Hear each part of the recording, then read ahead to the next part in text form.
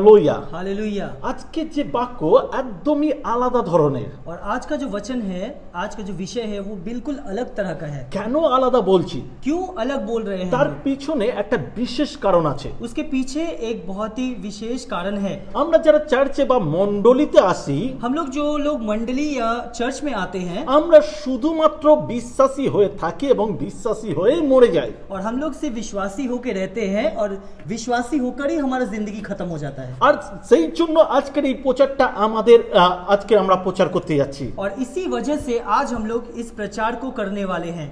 কেন এই প্রচার করছি? क्यों इस प्रचार को करेंगे? কারণ আপনি শুধু বিশ্বাসী নয়, আপনার একটা গুরুত্বপূর্ণ আছে মণ্ডলীতে এবং আপনার বিশ্বাসী জীবনে।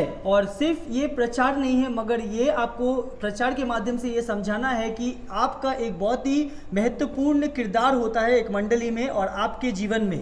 আর সেই জন্য আজকের সাবজেক্ট হচ্ছে প্রত্যেকেই একজন অনুসারী, নেতা এবং বৃদ্ধি পাওয়া বা গুণ করে নিজের জীবনে বিশ্বাসীদের বা অন্যের কাছে সুসমাচার প্রচার করে তাদেরকে গুণ করে বৃদ্ধি করা। और इसका जो आज का जो विषय है वो है हर इंसान को एक अनुसारी, एक नेता और एक गुणक के अनुसार वृद्धि करने वाले इंसान बनने चाहिए। তার মানে হচ্ছে একজন বিশ্বাসী তার কিন্তু নিজেও একজনকে অনুসরণ করার প্রয়োজন আছে। और इसका मतलब है कि एक विश्वासी को और एक विश्वासी को अनुसरण करके चलना चाहिए, ये जरूरी है। যে কোনো বিশ্বাসী কি নয়, और जो कोई विश्वासी को नहीं, সে যেন একটা মণ্ডলীর একটা নেতার আন্ডারে থাকে।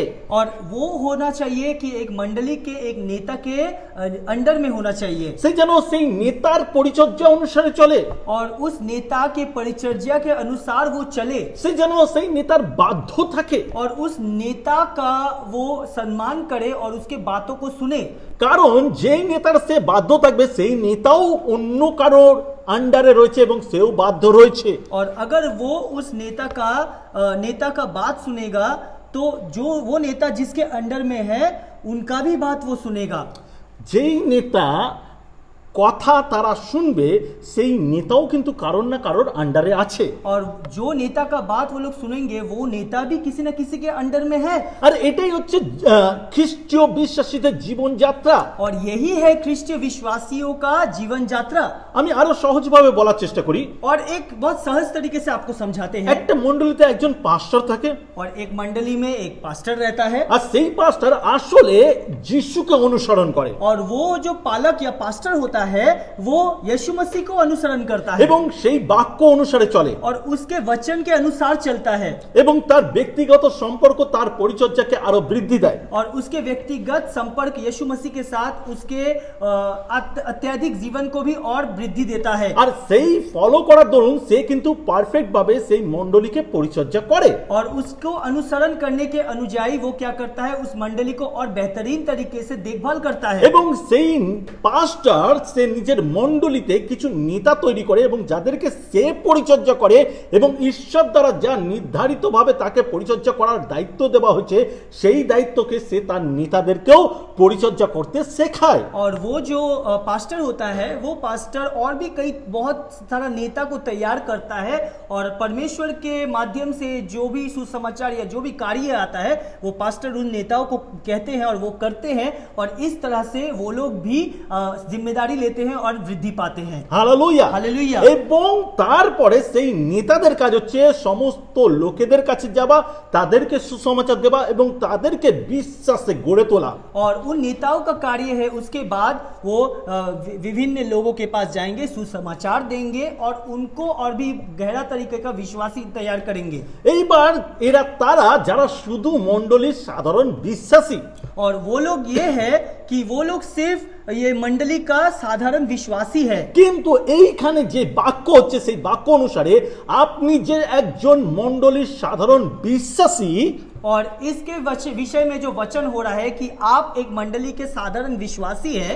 আপনি শুধু বিশ্বাসী থাকবেন না और आप सिर्फ एक विश्वासी बनकर नहीं रहिएगा। আপনি প্রকৃত বিশ্বাসী হতে গেলে আপনি আপনার লিডারের অনুসারী হবেন এবং আপনিও কারোর কাছে না কারোর কাছে সুসমাচার প্রচার করবেন। और विश्वासी होने का मतलब है कि आप भी अपने लीडर का या नेता का अनुसारी बनेंगे और आप भी किसी न किसी के पास सुसमाचार को प्रचार करेंगे। এবং ধীরে ধীরে আপনিও নেতায় পরিণত হবেন এবং আপনার দায়িত্ব থাকবে আপনি যাকে বিশ্বাসে পরিপূর্ণ করেছেন তাকেও নেতা তৈরি করবেন। और आप जब एक नेता में परिणत होंगे तो आप जिसको सुसमाचार या विश्वास के माध्यम से परिचर्या किए हैं उनको भी एक नेता बनाएंगे। হালেলুয়া। হালেলুয়া। তার মানে হচ্ছে আপনি যদি শুধুমাত্র চার্চের একজন সাধারণ বিশ্বাসী হন, আসলে আপনি প্রকৃত বিশ্বাসী নন, আপনি অলস এবং ঈশ্বরের রাজ্যের কাজকে আপনি অবজ্ঞা করেছেন। और अगर आप एक साधारण विश्वासी बनकर रह जाते हैं इसका मतलब है कि आप एक आलसी व्यक्ति हैं और परमेश्वर के निर्धारित वो जो सब कुछ निर्धारित करते हैं परमेश्वर उनको आप मानते नहीं हैं या उनके बारे में आप सोचते नहीं हैं। কেন আমরা যিশুকে অনুসরণ করব? क्यों हम लोग यीशु मसीह को अनुसरण करेंगे? মথি তার 4:19 পদে বলছে, मती उसका 4 अध्याय का 19 पद में कह रहा है, তিনি তাহাদেরকে কহিলেন, আমার পশ্চাৎ আইসো, আমি তোমাদেরকে মনুষ্যধারী করিব। और यहाँ पे कह रहा है यीशु ने उनसे कहा मेरे पीछे चले आओ, मैं तुम्हें सिखाऊंगा कि लोगों के लिए मछलियां पकड़ने के बजाय मनुष्य रूपी मछलियां कैसे पकड़ी जाती हैं। হালেলুয়া। হালেলুয়া। আপনাকে এটা বুঝতে হবে যিশুর আসল উদ্দেশ্য কি ছিল। और आपको ये समझना होगा कि यीशु मसीह का जो असली उद्देश्य है वो क्या है। আপনাকে এটা বুঝতে হবে যে যিশু শুধুমাত্র পরিত্রাণ দিয়ে আপনাকে একজন বিশ্বাসী করে থামিয়ে রাখার জন্য নয়। और ये आपको समझना होगा कि यीशु मसीह सिर्फ परित्राण देके आपको सिर्फ एक परित्राण देकर विश्वासी करने का उनका उद्देश्य नहीं है। আপনাকে একজন অনুসরণকারী করতে চান।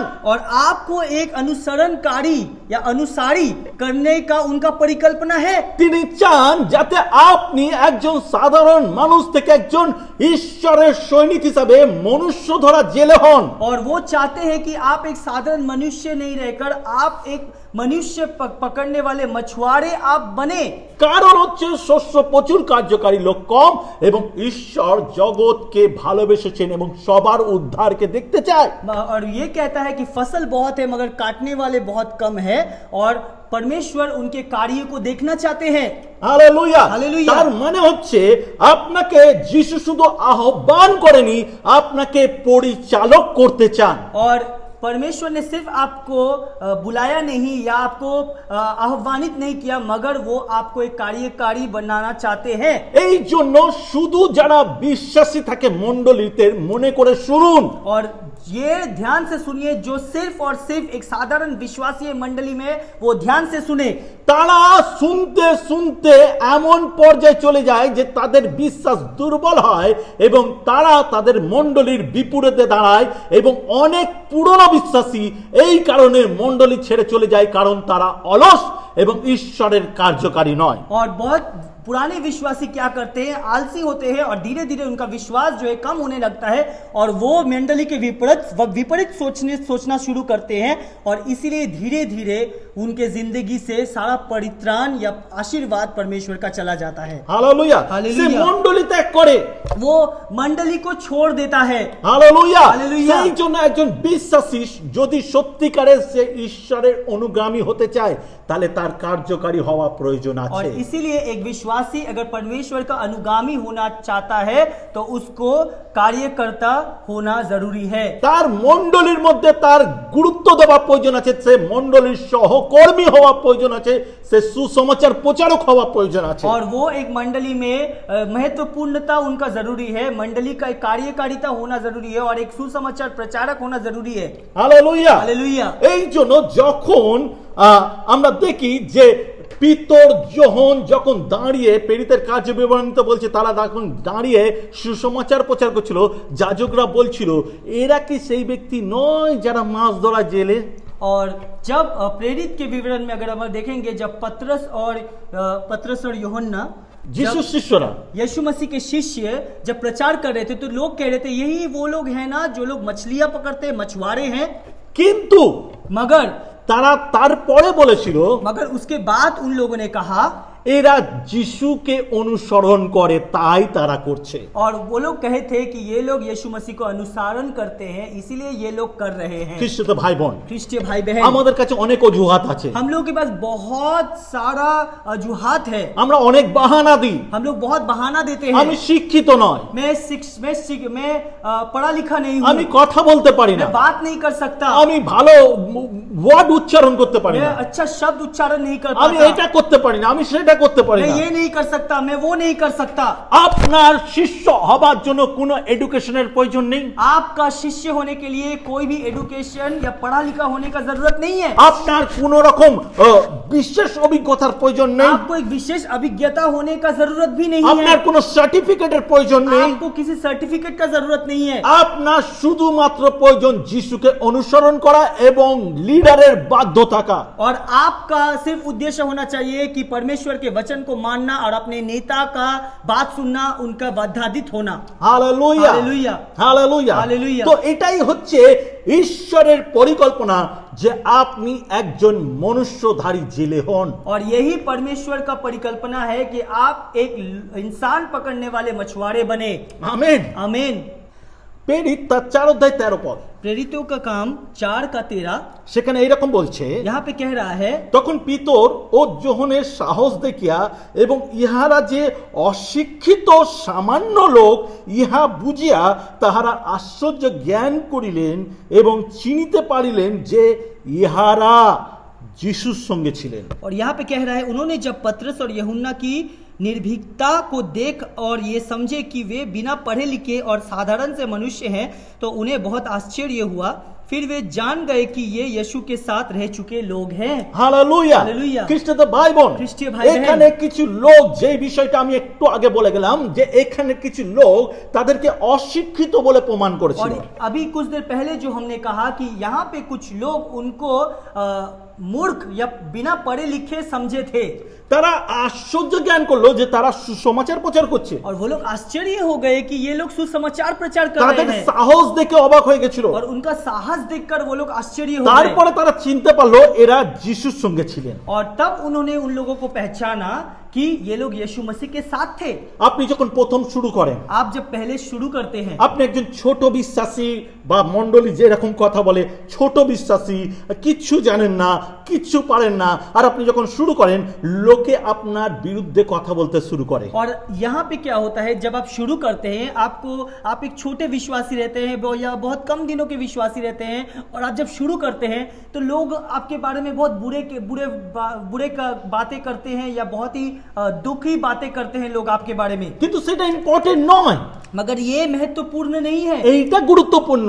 ये महत्वपूर्ण है। যখন আপনি সুসমাচার প্রচার করতে শুরু করেন, লোকে আপনার প্রচার দেখে বুঝতে পারে যে আপনি যিশুর সঙ্গে রয়েছেন। और ये महत्वपूर्ण है कि लोग जब आपको प्रचार करने में देखते हैं या सुनते हैं, वो लोग समझते हैं कि आप भी यीशु मसीह के साथ संपर्क रखते हैं। Hallelujah, hallelujah. আপনার যিশুর সঙ্গে সম্পর্ক, যিশুকে অনুসরণ করা, তার বাক্য অনুসারে চলা, और आपका यीशु मसीह को अनुसरण करना, उसके वचन के अनुसार चलना, এবং মণ্ডলীতে বিশ্বস্তভাবে থাকা এবং তার পরিচর্যাকে করা, और मंडली में विश्वासता के साथ रहना और उसके परिचर्या कामों को करना, সেটাই আপনাকে প্রমাণ করে যে আপনি প্রকৃত বিশ্বাসী, যে বিশ্বাস করে তাকে অনুসরণ করছে। और यही समझाता है कि आप प्रकृति रूप से एक विश्वासी है जो विश्वास के रूप से उनको अनुसरण कर रहे हैं। Hallelujah, hallelujah. আমি আপনাকে একটা গল্প বলতে চাই। और एक कहानी आपको बोलना चाहते একজন हैं। ব্যক্তি, एक व्यक्ति, এটা শুধু বোঝাবার জন্য বলছি, ये सिर्फ समझाने के लिए कह रहे একজন हैं, ব্যক্তি एक व्यक्ति একদিন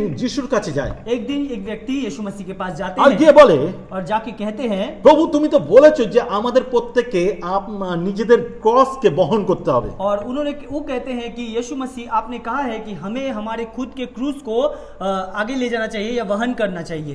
কিন্তু আমার ক্রুশটা আমার মনে হয় সবথেকে বেশি ভারী। और वो कहता है कि मुझे लगता है कि मेरा जो क्रूस है वो सबसे भारी है, আমার ক্রুশ সবথেকে ডেঞ্জারাস। और मेरा जो क्रूस है वो सबसे ज्यादा डेंजरस है। আমি আপনাকে বলতে পারি যে যত লোক ক্রুশ বহন করছে, और मैं आपसे कह सकता हूं कि जितना लोग क्रूस को लेके जा रहे हैं या चल रहे हैं, তাদের থেকে বেশি ডিফিকাল্ট, বেশি প্রবলেম এবং বেশি ভারী আমার ক্রস। और उनसे ज्यादा कठिन, उनसे ज्यादा भारी जो है वो मेरा क्रूस है।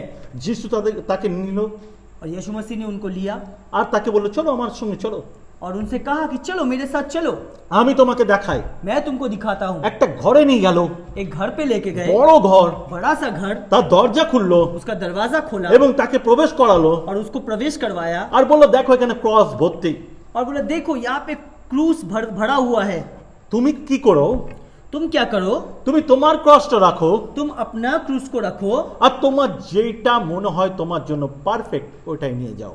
और तुम अपना क्रूस को रखो और जो क्रूस तुमको लगता है कि तुम्हारे लिए परफेक्ट है उस क्रूस को तुम ले जाओ।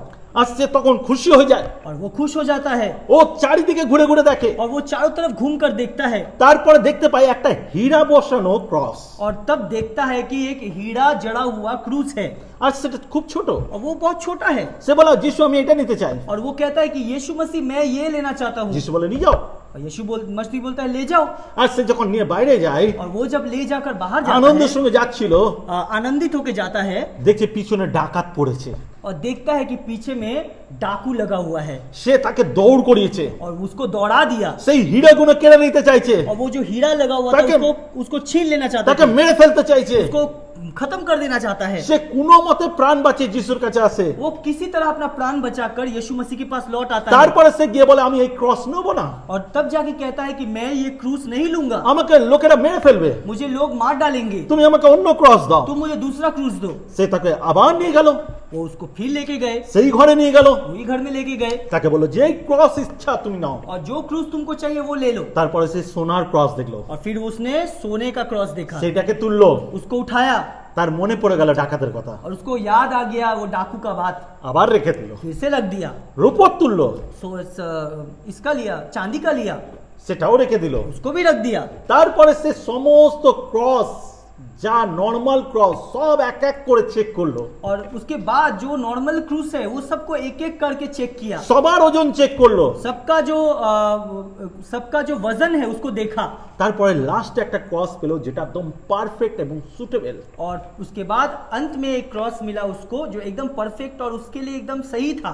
সে বলল প্রভু আমি এতক্ষণ পর সব ক্রস যাচাই করার পর আমি বুঝতে পারলাম এই ক্রসটাই আমার জন্য পারফেক্ট। और वो कहने लगा कि प्रभु मैं हर एक क्रूस को देखकर जांचने के बाद ये क्रूस मुझे मिला जो कि मेरे लिए बिल्कुल भी परफेक्ट है।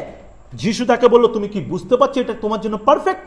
यीशु मसीह कह रहा है क्या तुम समझ पा रहे हो ये तुम्हारे लिए परफेक्ट है? তুমি কি সব ক্রসগুলো যাচাই করেছো? तुमने क्या हर क्रूस को जांचाई किया है? হ্যাঁ হ্যাঁ আমি সব ক্রস যাচাই वो করেছি, बोल रहा है हाँ मैंने हर क्रॉस को देख लिया है, আমার জন্য এটাই পারফেক্ট। ये मेरे लिए परफेक्ट है। তুমি কি শিওর?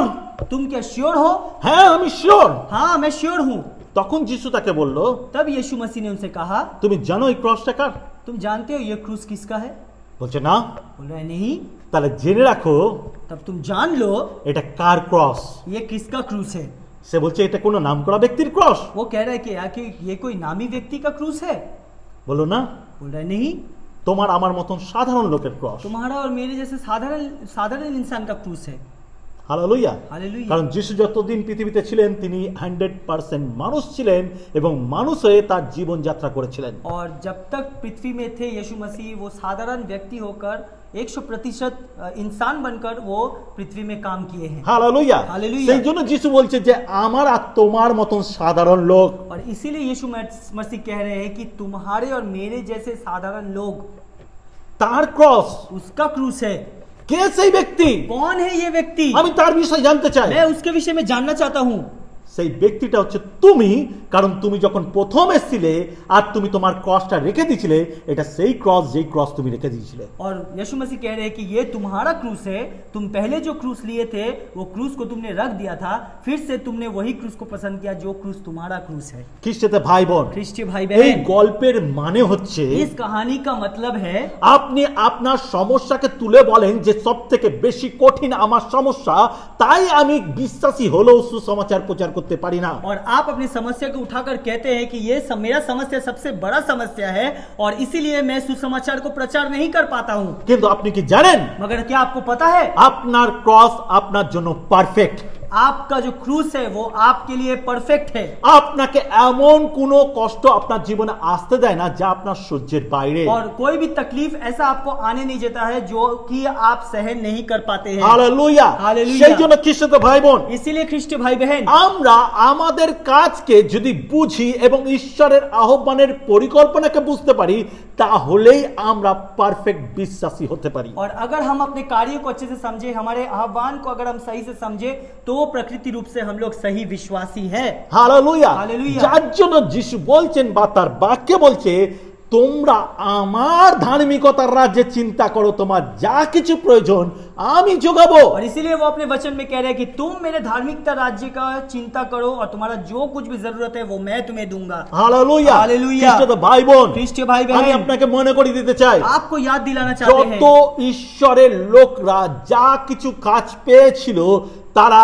সেটা পারফেক্ট করেছিল। और जो भी परमेश्वर के लोग हैं, जो भी काम उनको मिला था वो काम वो लोग बिल्कुल परफेक्ट किए थे।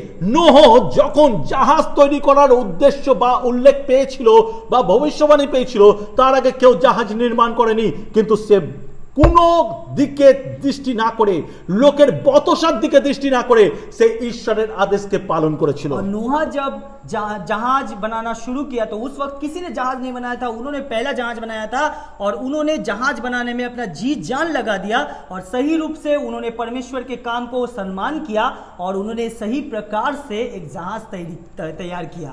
এবং যখন আব্রাহাম জানতে পেরেছিল যে ঈশ্বর তাকে বলেছে তোমার একমাত্র সন্তানকে আমার জন্য বলি দাও, সে একবারও চিন্তা করেনি এবং সে বলি দিতে চলে গেছিল। और जब अब्राहम को उन्होंने कहा था परमेश्वर ने कि तुम अपने एकमात्र पुत्र का बलिदान दो, तो उन्होंने एक बार भी नहीं सोचा, मगर वो तैयार हो गए उनके एकमात्र पुत्र को बलिदान करने তার के लिए। ফলে কি ঘটেছিল? उनके फलस्वरूप क्या हुआ था? নোহর কার্য দ্বারা আবার পৃথিবী শুরু হয়েছিল। और नूहा के कार्य द्वारा फिर से पृथ्वी नए रूप से शुरू हुआ আব্রাহামের কার্য দ্বারা তিনি আদি পিতা হয়েছিল। और अब्राहम के काम के अनुसार वो पूरे पृथ्वी के पिता बन चुके थे। সেই কোনো সাধারণ কাজ ছিল না, সব থেকে ডিফিকাল্ট কাজ ছিল, সব থেকে বড় বিশ্বাসের প্রয়োজন ছিল। और वो ये सब साधारण कार्य नहीं था, ये बहुत ही कठिन काम था जिसके लिए अटूट विश्वास का जरूरत था।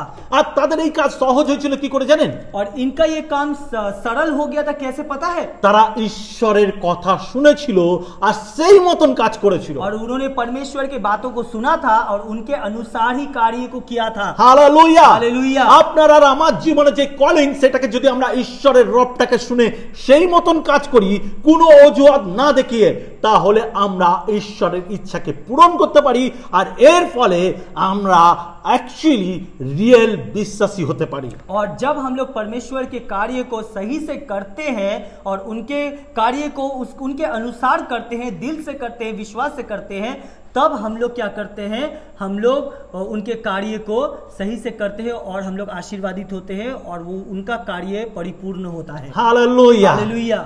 मती तार 16 अध्याय 24, 25 এবং 27। और मती उसका 16 अध्याय का 24, 25 और 27 पद এখানে এরকম বলছে, और यहाँ पे कह रहा है, তখন যিশু আপন শিষ্যদিওকে কহিলেন, কেহ যদি আমার পশ্চাৎ আসিতে ইচ্ছা করে তবে সে আপনাকে অস্বীকার করুক, আপন ক্রুশ তুলিয়া লক এবং আমার পশ্চাৎগামী হোক। কারণ যে কেহ আপন প্রাণ রক্ষা করিতে ইচ্ছা করে সে তা হারাইবে, আর যে কেহ আমার নিমিত্ত আপন প্রাণ হারায় সে তা পাইবে। কারণ মনুষ্যপুত্র আপন দূতগণের সহিত আপন প্রতাপে পিতার প্রতাপে আসিবেন, আর তখন প্রত্যেক ব্যক্তিকে তাহার ক্রিয়া অনুসারে প্রতিফল দেবেন। और यहाँ पे लिखा हुआ है, फिर यीशु ने अपने शिष्यों से कहा, यदि कोई मेरे पीछे आना चाहता है तो वो अपने आप को भुलाकर अपना क्रूस स्वयं उठाए और मेरे पीछे हो ले। जो कोई अपना जीवन बचाना चाहता है उसे वो खोना होगा, किंतु जो कोई मेरे लिए अपना जीवन खोएगा वही उसे बचाएगा। मनुष्य का पुत्र दूतों सहित अपने परमपिता की महिमा के साथ आने वाला है, जो हर किसी को उसके कर्मों का फल देगा। हालेलुया। हालेलुया। এখানে আমি একটা সাধারণ দিককে আপনাকে দেখাতে চাই। और यहाँ पे हम एक साधारण जो साधारण विषय है वो हम आपको दिखाना चाहते हैं। আমরা যখন ঈশ্বরের কাজ করতে যাই আমরা অনেক কিছু চিন্তা করি আমাদের সমস্যা নিয়ে। और जब हम लोग परमेश्वर के कोई कार्य को करने जाते हैं हम लोग अपने समस्याओं की तरफ ज्यादा ध्यान देते हैं।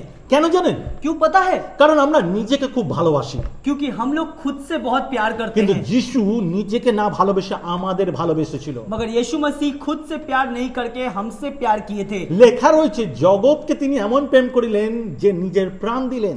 और यहाँ पे लिखा हुआ है कि जगत को उन्होंने ऐसा प्रेम किया कि खुद के प्राण त्याग दिए।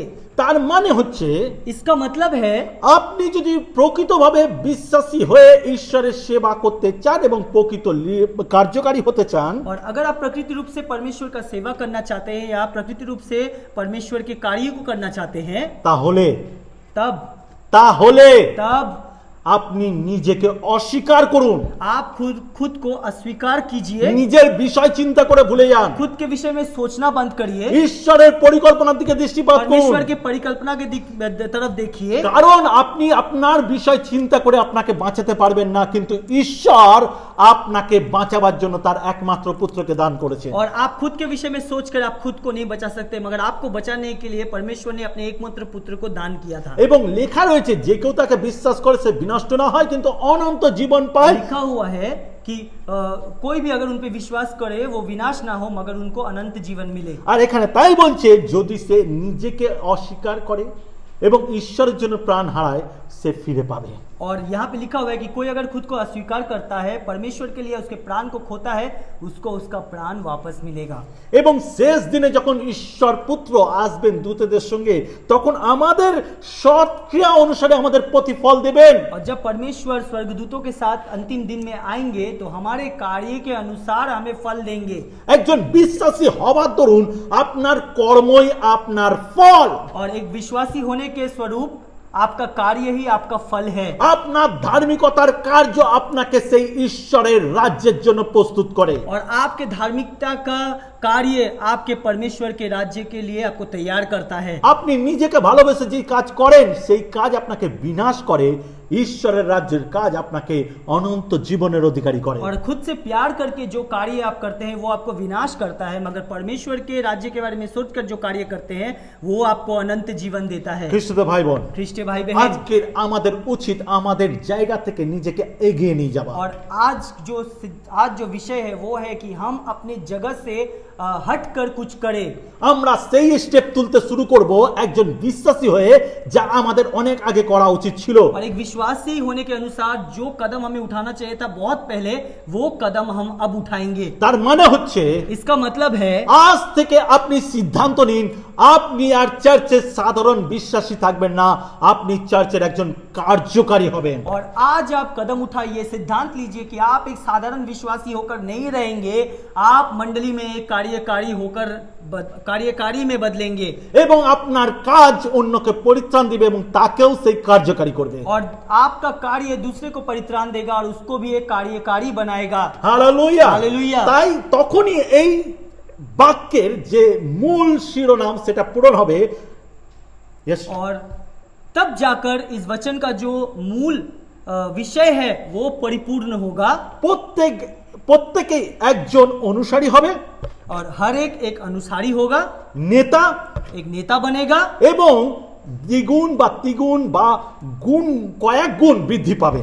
और बहुत गुणक में या गुण में वो वृद्धि संख्या पाएंगे, संख्या में वृद्धि पाएंगे। हालेलुया। हालेलुया। আপনাকে সংখ্যায় বৃদ্ধি হতে হবে। आपको संख्या में वृद्धि होना होगा। আপনি ধার্মিক মানে আপনার ফল থাকবে। आप धार्मिक के मतलब आपका फल रहेगा। বাইবেল বলে যে গাছ ফল দেয় তাকে তিনি যত্ন করেন, যে গাছ ফল দেয় না তাকে কেটে অগ্নিতে নিক্ষেপ করা और হয়। बाइबल कहता है कि जो पेड़ फल देता है उसको जतन किया जाता है और जो पेड़ फल नहीं देता है उसको काट कर आग में डाल दिया जाता है। খ্রিস্টতে ভাই বোন, ख्रिस्ट में भाई আমি बहन, আপনাকে সেই উৎসাহিত দিতে চাই, आपको उत्साहित करना चाहते हैं, আপনাকে সেই উদ্যোগ দিতে চাই, आपको वो उद्योग देना चाहते আমি हैं, আপনাকে বলতে চাই आपको बोलना चाहते हैं। আপনি সেই গাছ হতে চান যদি, তাহলে আজ আপনি নিজের জীবনকে ঈশ্বরের কাছে সমর্পণ করুন এবং তার কাজ করতে শুরু করুন। और आप ऐसा पेड़ होइए कि आप अपने जिंदगी को परमेश्वर के काम के लिए समर्पण करें और उसके कार्य को आगे बढ़ाएं। হালেলুয়া। हालेलुया। আপনার জীবন একটা